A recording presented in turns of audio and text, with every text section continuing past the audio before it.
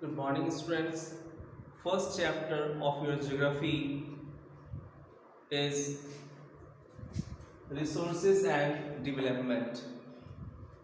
So, first of all, we need to understand what is resources.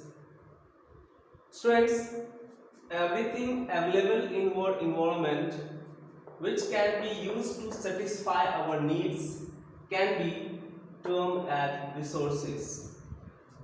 Students, all the things which is available in your environment which satisfy our needs, जिससे हमारी जरूरत पूरी होती है, for example water, solar energy, we can say sunlight, minerals, and all the things, forest, wildlife, everything which satisfy our needs are termed as resources.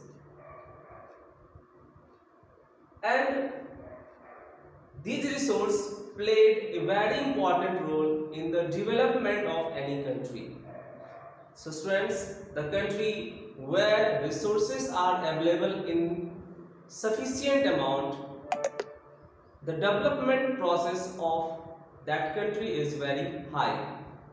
So resources are very important for the development of any country.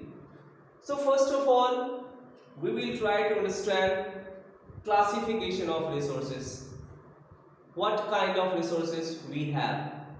So in this point we will discuss on classification of resources.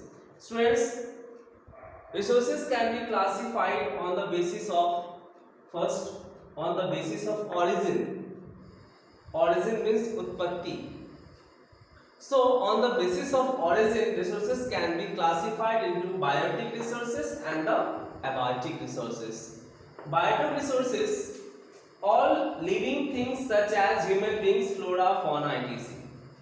All the living things are the part of biotic resources. Forest, wildlife, human beings, insects, all the things are the part of biotic resources.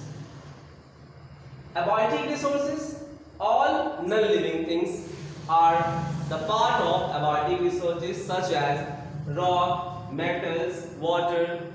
These all are the part of abiotic resources. Next type of resources are resources. Resources can be classified on the basis of exhaustibility. On the basis of exhaustibility, resources can be classified into renewable resources and non-renewable resources. So students, renewable resources, the resources which can be renewed or reproduced by physical, chemical or mechanical process are called renewable resources. It means these resources do not end. Whatever amount you used, for example solar and wind energy, water, forest, etc. It means these all resources renewed or reproduce themselves. Next is non-renewable resources. What are non-renewable resources?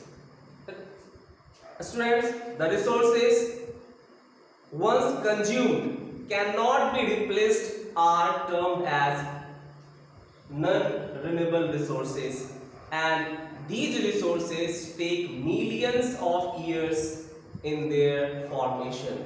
Example, coal, petroleum.